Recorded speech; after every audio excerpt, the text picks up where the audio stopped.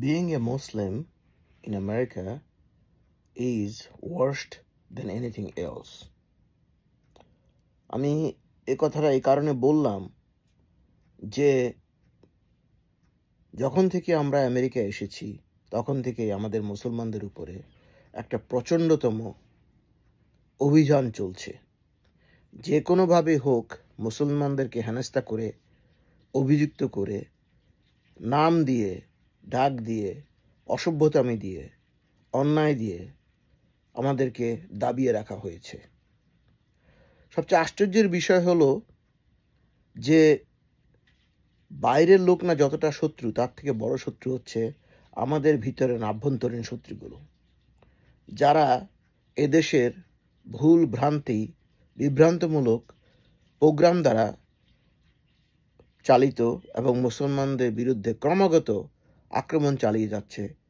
তাদের মধ্যে একটা প্রচণ্ড আক্রোশ, মুসলমানরা কেন অন্যায় পথে যায় না, মুসলমানরা কেন ড্রিঙ্ক করে না, ইনডিসক্রিমিনেট সেক্সে লিপ্ত হয় না, গ্যাম্বলিং করে না, অযথা পয়সা নষ্ট করে না, বিভিন্ন অসামাজিক কার্যকলাপে লিপ্ত হয় না, ক্রাইম করে না, জেলের মধ্যে গিয়ে জেলকে ভর্তি করে এদেরকে টাকা বানিয়ে দেয় না।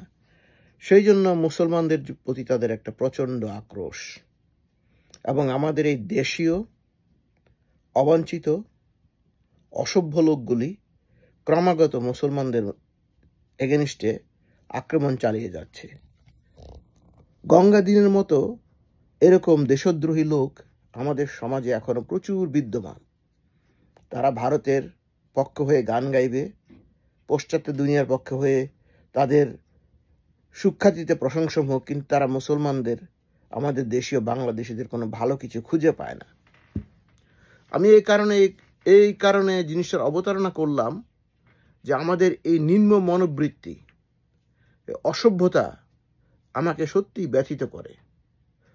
সবচেয়ে বড় শত্রু হচ্ছে এই সমস্ত অসভ্য দেশীয় লোকগুলো, যারা ঘরের খেয়ে বনের মোষ তাড়ায়। মুসলমান বাংলাদেশি হয়ে তারা আমাদের পিছে ছুরিকাঘাত করে সামান্য পাশ্চাত্যের করুণা পাবার জন্য। আমি এখানে আর বেশি কিছু অবতারণা করব না, এই কারণে যে আমরা মুসলমান হিসাবে আমেরিকার মধ্যে, ইউরোপের মধ্যে যেভাবে টিকে আছি, শত রকম বঞ্চনা, লাঞ্ছনা, শত রকম অভিযোগ, শত রকম অন্যায়ের বিরুদ্ধে আমি আমার মুসলমান ভাই বোনদেরকে আমাদের ধর্ম, আমাদের মানসিকতা